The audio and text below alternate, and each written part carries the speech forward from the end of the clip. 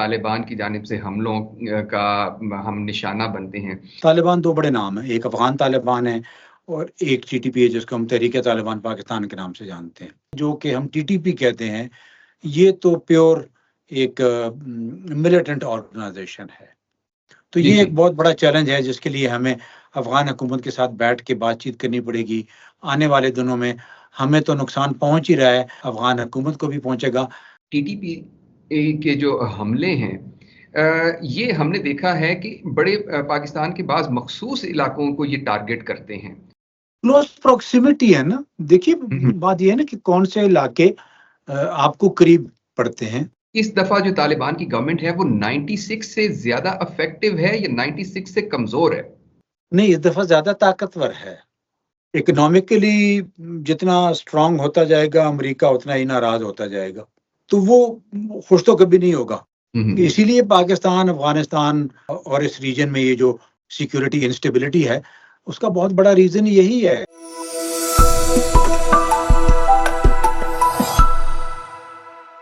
नाज़रीन, हमारे साथ इस वक्त मौजूद हैं ब्रिगेडियर रिटायर्ड इसहाक अहमद खटक साहब। अफ़गानिस्तान में पाकिस्तान के काउंसलर रहे हैं और अफ़गान अमूर के ऊपर बड़ी गहरी निगाह रखते हैं। हाल ही में उनकी एक किताब मंज़र-ए-आम पर आई है, द लॉस्ट वॉर के नाम से, जिसमें उन्होंने तालिबान की जो री इमर्जेंस है, यानी तालिबान की जो दोबारा हुकूमत का बनना है, उसके जो अवामिल हैं, उनके बारे में गुफ्तगू की है। सर, बहुत शुक्रिया आपके वक़्त का। सबसे पहले तो ये बताइएगा कि ये जो आपका बतौर काउंसलर जनरल, ये आपका टेन्योर जो था, ये वही कोइंसाइड करता है जब तालिबान जो हैं, उन्होंने दोबारा से कैप्चर किया काबुल को? नहीं, नहीं, मैं उससे पहले जब अमेरिकन वहाँ पर हुआ करते थे, उस ज़माने में हुँ, पुरानी हुँ। बात है ये थोड़ी। लेकिन ऑफ़ कोर्स जब ग्लोबल वॉर ऑन टेररिज़्म चल रही थी, उस वक़्त मैं वहाँ हुआ करता था। जी, जी। अच्छा सर, ये बताइएगा कि इस वक़्त पाकिस्तान को अफ़गानिस्तान की तरफ से दो तरफ़ा ऐसी सूरत-ए-हाल का सामना है जिसमें एक तरफ से हमें तालिबान का ख़तरा है, तालिबान की जानिब से हमलों का हम निशाना बनते हैं। दूसरी तरफ से जो कौम परस्त हैं तालिबान की, जो साबिक जो डिस्पेंसेशन थी वहाँ पे, वो लोग जो हैं वो हमारे खिलाफ, पाकिस्तान के खिलाफ बैरून मुल्क एहतजाजात मुनज़्ज़म करते हैं, पाकिस्तान के खिलाफ प्रोपेगेंडाज़ करते हैं। ये जो दो तरफ़ा पाकिस्तान को एक अफ़गानिस्तान की तरफ से ख़तरा आ रहा है, इसका किस तरह से पाकिस्तान को मुकाबला करना चाहिए? अच्छा, 2 मुख्तलिफ चीज़ें हैं। एक तो हमारा अंदरूनी टीटीपी की बात कर रहे हैं, एक आप जो हम अफ़गान तालिबान की नहीं, हम टीटीपी की मेरा ख़्याल है आप बात कर रहे हैं। जब हम जी, तालिबान की बात करते हैं, तालिबान 2 बड़े नाम हैं, एक अफ़गान तालिबान है और एक टीटीपी है जिसको हम तहरीक-ए-तालिबान पाकिस्तान के नाम से जानते हैं। जी, जी।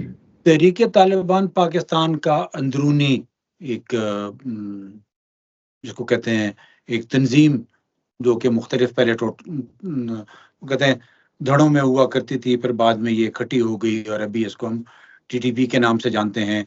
जिसके आप भी आज भी बहुत सारे धड़े हैं, जी। लेकिन फिर भी एक नाम से हम उसको पुकारते हैं। और दूसरा जो आपने बात की वो अफ़गान हैं जो कि दूसरे ममालिक में यानी जर्मनी, इंग्लैंड, जी। डेनमार्क, बहुत सारे ममालिक में, अमेरिका, सब ममालिक में रहते हैं, मिडल ईस्ट में रहते हैं, हमारे वीज़ों पे रहते हैं, सारा कुछ, ये वो लोग हैं। ये जो धड़ा है, जो कि हम टीटीपी कहते हैं, ये तो प्योर एक मिलिटेंट ऑर्गेनाइज़ेशन है, हुँ, हुँ। ठीक है? जो कि पाकिस्तान में भी बेस्ड हैं और इनकी लीडरशिप अफ़गानिस्तान में रहती है हुँ, और हुँ। अफ़गानिस्तान से इनको एक किस्म का शेल्टर मिला हुआ है। अफ़गान हुकूमत की तरफ से इनके खिलाफ कोई ऑपरेशन होता नहीं है, सपोर्ट हुँ, है, स्टेट सपोर्ट, अफ़गान स्टेट की बात कर रहा हूँ। अफ़गान स्टेट की तरफ से कोई सपोर्ट है या नहीं है, लेकिन एक सपोर्ट तो इनके पास फॉर ग्रांटेड है कि ये अफ़गानिस्तान में रह रहे हैं और बिला हुँ। रोक-टोक आते-जाते और वहाँ पर रहते हैं। जी। इसलिए हम ये चीज़ कहने में हमें कोई हिचकिचाहट नहीं होनी चाहिए कि बिल्कुल अफ़गानिस्तान हुकूमत की इस लिहाज से उनके पास सपोर्ट है कि वो अफ़गानिस्तान की ज़मीन का इस्तेमाल कर रहे हैं पाकिस्तान में तख़रीबी कार्रवाइयों में। तो जी, ये जी। एक बहुत बड़ा चैलेंज है जिसके लिए हमें अफ़गान हुकूमत के साथ बैठ के बातचीत करनी पड़ेगी। उनको बताना पड़ेगा कि एक बहुत बड़ा ख़तरा है और इसका आने वाले दिनों में हमें तो नुकसान पहुँच ही रहा है, इसका वक़्त के साथ-साथ इसका नुकसान अफ़गान हुकूमत को भी पहुँचेगा जब ये जो कैंसर है ये फैलता जाएगा, इसलिए कि ये रुकने वाला नहीं है। जी। दूसरा जो आपने बात की वो लोग जो कि इस वक़्त दूसरे ममालिक में हैं और जी, वहाँ जी। उन्होंने जिस तरह उन्होंने इंग्लैंड में पहले जी।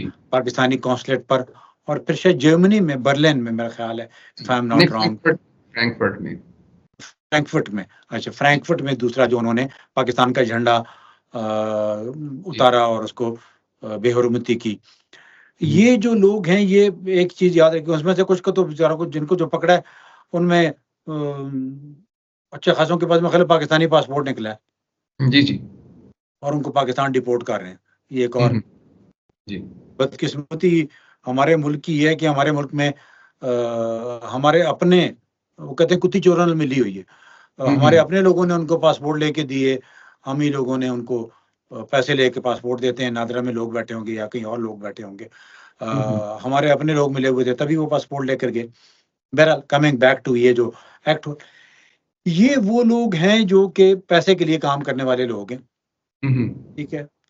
इनको इस्तेमाल करेगा इंडिया, जी, इनको जी। इस्तेमाल करेंगे एक्स अफ़गान हुकूमत के लोग जी, और जी। ये लोग पैसे के लिए कुछ भी करने को तैयार हैं। हुँ, वहाँ हुँ। की एक्स अफ़गान हुकूमत के लोग जो कि पाकिस्तान के खिलाफ भी थे, हुँ, पाकिस्तान हुँ। के खिलाफ बोलते भी थे, पाकिस्तान के खिलाफ कार्रवाइयाँ भी करते थे और उनमें आज भी बहुत सारे लोग हैं, चाहे हम इसको जो भी नाम दे दें।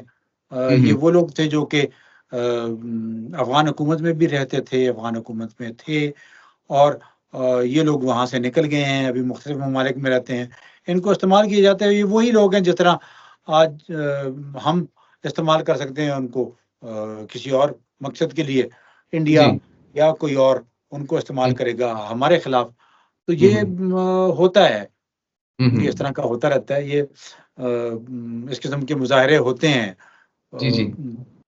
कश्मीर के लिए मुज़ाहरे होते हैं, हम उनके खिलाफ करते हैं, वो हमारे खिलाफ करते रहते हैं।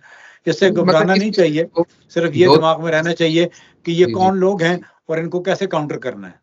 भाई एक द दो तरफ़ा किस्म की एक डायकॉटमी है कि एक तरफ वो अच्छा फिर एक और बात भी इसमें है कि जिस तरह से पीटीएम जब एहतजाज करती है तो उसमें भी यही लोग आते हैं। इसके अलावा लेकिन और दूसरी तरफ से तालिबान जो हैं वो गो के इनके मुखालिफ हैं, लेकिन वो भी पाकिस्तान पे हमले जब करती है टीटीपी तो उसको प्रोटेक्ट करते हैं। तो ये एक डायकॉटमी जो है ये थोड़ी समझ में नहीं आती कि किस तरह से हालाँकि ये दोनों ग्रोह आपस में मुखालिफ हैं जो साबिक हुकूमत थी अफ़गान और ये जो तालिबान है।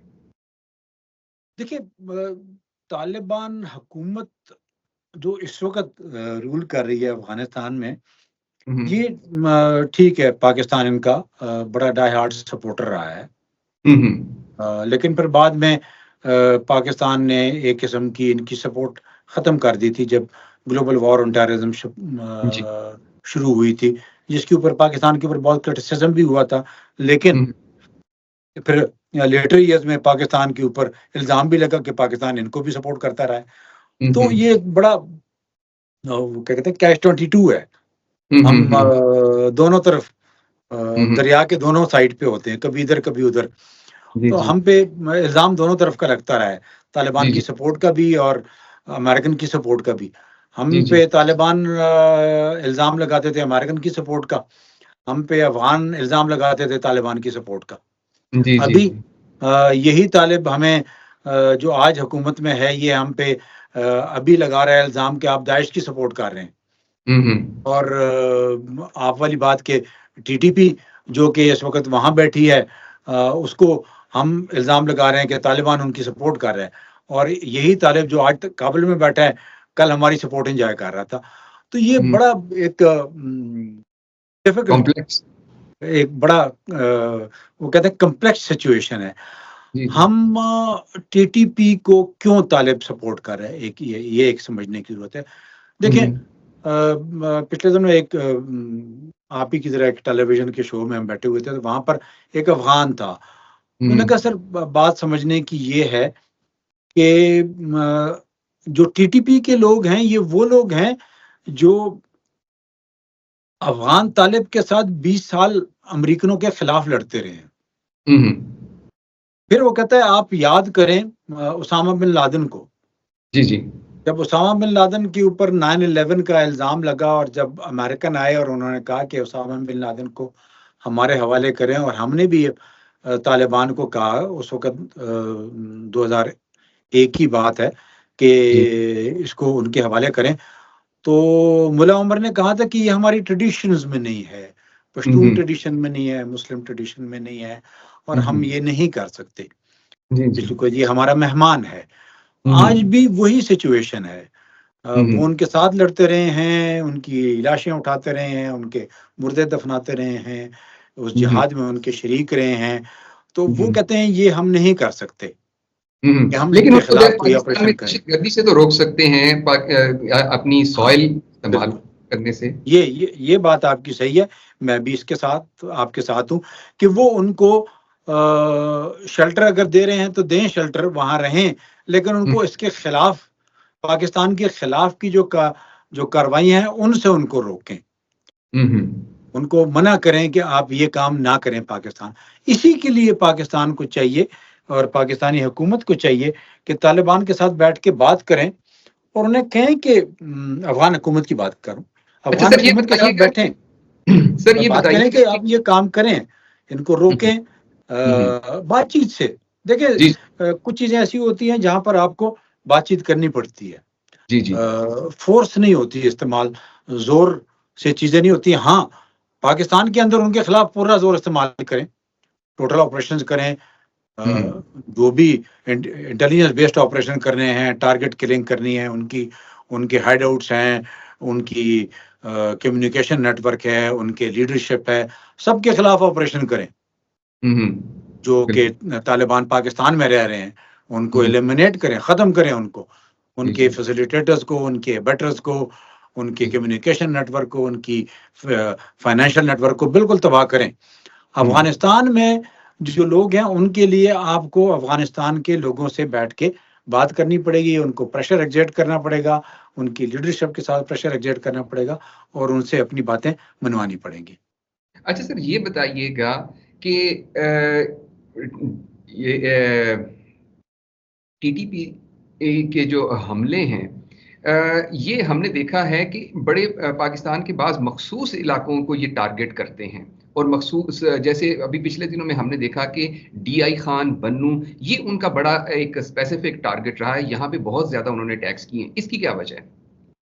क्लोज़ प्रॉक्सिमिटी है ना। देखिए हुँ, बात ये है ना कि कौन से इलाके आपको करीब पड़ते हैं। 1 जी।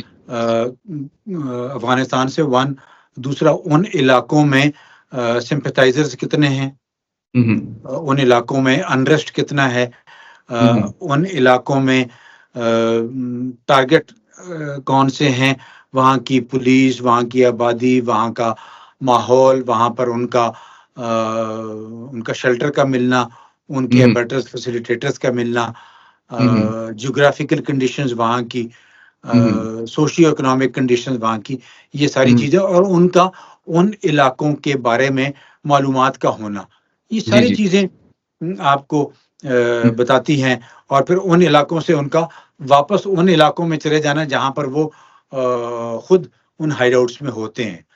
जी, जी। अफ़गान बॉर्डर फेंस तो लगी हुई है, लेकिन उन फेंस में रास्ते बहुत सारे बन चुके हैं।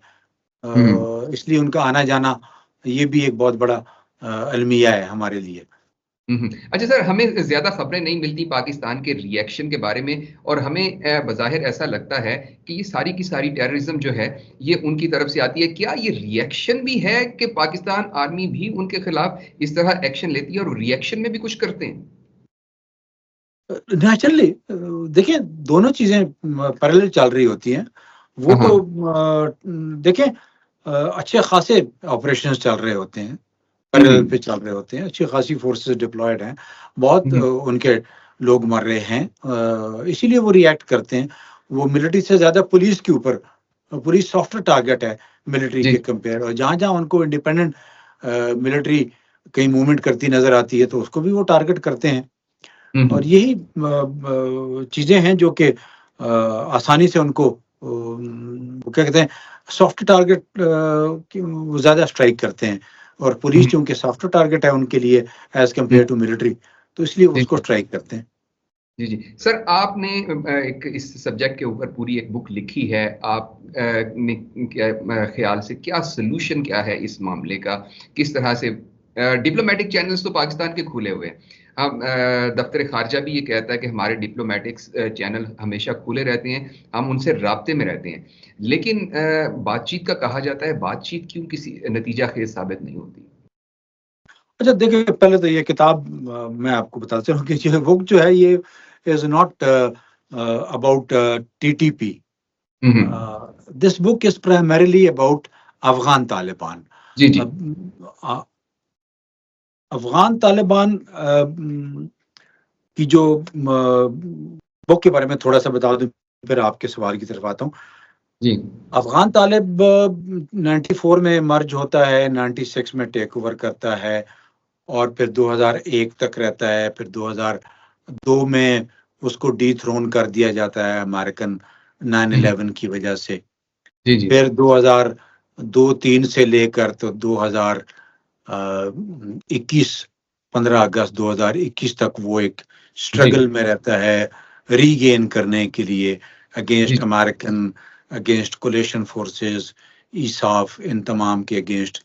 जी ये सारी किताब उस 2002 से लेकर तो 2021 तक का पीरियड जो है कि क्यों तालिबान वापस दोबारा काबुल में आता है, जी उस पीरियड को कवर करता है। उसमें अमेरिकन फेलियर कहाँ हुआ, क्या गलतियां अमेरिकनों से हुई, सर सॉरी, मैं आपको तालिबान। थोड़ा सा इंटरप्ट करूंगा यहाँ पे। अभी जो रिसेंटली जो एक वो आया है प्रोजेक्ट 2025 का एक डॉक्यूमेंट आया है हेरिटेज फाउंडेशन का, शायद आपने देखा होगा उसको। तो उसमें उन्होंने जो वर्डिंग यूज की है कि जो ट्रम्प एडमिनिस्ट्रेशन के दौरान ह्यूमिलिएटिंग जो विड्रॉल था अफगानिस्तान से, तो इस बारे में भी उन्होंने लिखा है। जी हाँ, जी देखें, ह्यूमिलेटिंग इसलिए लफ्ज इस्तेमाल होता है कि बिकॉज तालिबान को तालिबान से रिप्लेस किया गया ना। जी 2001 अक्टूबर में तालिबान काबुल से निकाले जाते हैं, और दिसंबर में तालिबान, नवंबर दिसंबर में कंदहार से तालिबान को निकाल दिया जाता है, और फिर 20 साल बाद 2021 में तालिबान दोबारा काबुल में आ जाते हैं। जी जी और वही अमेरिकन जो कि उनको निकालता है, वही अमेरिकन उनको दोबारा तख्ते काबुल पे बिठा देता है, और उनके साथ एग्रीमेंट करता है दोहा में कि जी आप वापस आ जाएं, और हम उसको 1.0 और 2.0 या 2.0 का नाम देते हैं। तो और वहां से वो जिस तरह जहाज़ों पे बैठ के वो निकलते हैं, तो एक सुपर पावर जो कि जी सोल सुपर पावर दुनिया की कंसिडर की जाती है, मिलिटरली, इकोनॉमिकली, जियोपॉलिटिकली, उसको जब एक छोटी सी रैग टैग आर्मी उसको कहते होते हैं, 60 से 70,000 की तालिबान फोर्स मजबूर करती है कि वो अफगानिस्तान को छोड़ दे, तो इससे बड़ी ह्यूमिलेशन क्या होगी? जी जी जी चाहे वो एक स्ट्रेटेजिक स्टेप था, डिफीट थी या नहीं थी, ये एक बहुत बड़ा सवाल है। लॉस्ट सर वॉर पे बहुत जी सवाल उठ रहे जी जी कि आपने इसको लॉस्ट वॉर क्यों कहा। मैंने कहा तो वही तो, ये किताब भी बेसिकली यही चीज एक्सप्लेन करती है कि क्यों इस जंग में अमेरिकनों की क्या गलतियां थी, तालिबान की क्या अच्छाइयां थी, किसने इनको सपोर्ट किया। फिर तो ये बुक तो उसके सिलसिले में थी सारी, और ये जो हेरिटेज वालों ने लिखा है वो भी यही कहना चाह रहे हैं कि, और अभी जब वो छोड़कर गए तो किस हाल में अफगानिस्तान को छोड़कर, जी जी जी ये एक बहुत बड़ा सवाल है। बिल्कुल पिछली बार भी जब वो गए थे तो वो किस हाल में छोड़कर गए थे। मैं बात कर रहा हूँ 89 की, जी जी जी जी जी जब बिल्कुल। सोवियत वहां से निकलता है और सर वहां थोड़ा सा पर टाइम की किल्लत है, थोड़ा सा ये बताइएगा कि ये जो मसला है पाकिस्तान और अफगानिस्तान के माबैन, इस दफा जो तालिबान की गवर्नमेंट है वो 96 से ज्यादा इफेक्टिव है या 96 से कमजोर है? नहीं, इस दफा ज्यादा ताकतवर है। क्यों ताकतवर है? उसकी दो वजूहात हैं। एक तो वो ज्यादा डिप्लोमेटिकली एंगेज्ड है, ठीक है, डिप्लोमेटिकली अवेयर है, वो ग्लोबली इंटरेक्ट कर रही है लोगों जी के जी। साथ। अभी परसों उन्होंने एंगेज किया है तकरीबन कुछ 10-12 ममालिक के साथ। जी। फिर अमेरिकन उनके साथ एंगेज्ड है। $40 मिलियन मेरा ख्याल है पर वीक उनको कैश की सूरत में आ रहा है, not to Taliban but to non state actors, जिसको हम एनजीओ का नाम देते हैं। फिर इस वक्त तालिबान के साथ कोई भी जंग नहीं लड़ रहा है अफगानिस्तान के अंदर। जो 94-96 वाली हुकूमत थी, उस वक्त अहमद शाह मसूद और नॉर्दर्न अलायंस तालिबान के साथ जंग लड़ रही थी। जी जी। और उस वक्त अफगानिस्तान का तकरीबन 80-85% हिस्सा तालिबान के हाथ में था और तकरीबन 20% अहमद शाह मसूद, गुलबदीन हिकमतयार भी कुछ हद तक, अब्दुल रशीद दोस्तम, इस्माइल खान, अतानूर, ये सारे लोग तालिबान के खिलाफ लड़ रहे थे। और पंजशेर और बदख्शान और तखार ये इलाके तालिबान के कब्जे में नहीं थे। अच्छा सर, और एंड ऑफ द डे जब 2001 होता है, उस वक्त भी अफगानिस्तान पूरे तालिबान के कब्जे में, अफगानिस्तान पूरे तालिबान, वो कहते हैं तालिबान के कब्जे में नहीं था। इस वक्त पूरे का पूरा तालिबान, छोटी सी रेजिस्टेंस मूवमेंट एनआरएफ के नाम से आज भी चल रही है, जो कि छोटे छोटे एक आध टारगेट किलिंग कहीं कहीं कर देती है। हाँ, सिर्फ दाइश उनके साथ लड़ रही है, जिसको हम ISIK के नाम से जानते हैं, खुरासान के नाम से, वो लड़ रही है। बाकी इकोनॉमिकली वो सस्टेन कर रहे हैं। हाँ, एक चीज है, पिछली बार जब वो बने थे तो उनको पाकिस्तान ने रिकग्नाइज किया था, सऊदीया ने और UAE ने रिकग्नाइज किया था। इस बार अभी तक उनको किसी ने रिकग्नाइज नहीं किया। ये एक वीक एरिया उनका है। जी। अच्छा सर, वन लास्ट क्वेश्चन कि चाइना का इकोनॉमिक कॉरिडोर है, रशिया ने अपना इकोनॉमिक कॉरिडोर अनाउंस किया, और ये अफगानिस्तान की जो ज्योग्राफिकल लोकेशन है बिल्कुल सेंट्रल एशिया के बीच में आती है। क्या समझते हैं कि जो बैनुल अक़वामी कुव्वतें हैं, खासतौर पर जो वेस्टर्न पावर्स हैं, उनका कितना इंटरेस्ट है कि यहाँ पर डिस्टेबलाइजेशन रहे और इस्तेहकाम ना आए? देखिए, चाइनीज आउटरीच जो है, जो कि BRI, CPEC तो उसका एक छोटा सा सेगमेंट है, BRI, और फिर चाइनीज इकोनॉमिक आउटरीच को रशिया भी सपोर्ट कर रहा है, बिकॉज वो भी चाहता है कि इकोनॉमिक आउटरीच हो। इकोनॉमिकली जितना स्ट्रांग होता जाएगा अमेरिका, उतना ही नाराज होता जाएगा। बड़ी सादा सी बात है। American hegemony, global hegemony, global influence को अगर कोई चीज थ्रेट कर रही है, तो वो चाइनीज कहते हैं ग्लोबल पावर का स्टेटस है, जो वो गेन करेगा इन टाइम्स टू कम। ऑल्दो वो गेन कर भी चुका है, तो वो खुश तो कभी नहीं होगा। इसीलिए पाकिस्तान, अफगानिस्तान और इस रीजन में ये जो सिक्योरिटी इंस्टेबिलिटी है, उसका बहुत बड़ा रीजन यही है। कभी वो इकोनॉमिक हिटमैन की सूरत में आएगी, कभी वो टेररिज्म की सूरत में आएगी, कभी वो ISIK की सूरत में आएगी, कभी वो रिजीम चेंज पॉलिसी की सूरत में आएगी, कभी किसी और सूरत में आएगी, कभी पॉलिटिकल इंस्टेबिलिटी, कभी इस्माइल हानिया को मारने की सूरत में। ये सारे हरबे होते हैं जो रीजन को अनस्टेबल रखना है, ताकि यहाँ पर इकोनॉमिक प्रॉस्पेरिटी की जो गोल्स हैं वो ना अचीव हो सके। सर बहुत बहुत शुक्रिया आपके वक्त का। नाजरीन, आपने इसहाक खान खटक साहब की गुफ्तगू सुनी। यकीनन अफ़गान मसला जो तालिबान मसला है, पाकिस्तान को दरपेश तमाम मसाइल से इस वक्त बड़ा है, क्योंकि दहशत गर्दी जो है वो हमारे मुल्क के अमन के लिए, खुशहाली के लिए एक बहुत बड़ा ख़तरा है। अगले प्रोग्राम तक के लिए इजाज़त दीजिए। अल्लाह हाफ़िज़।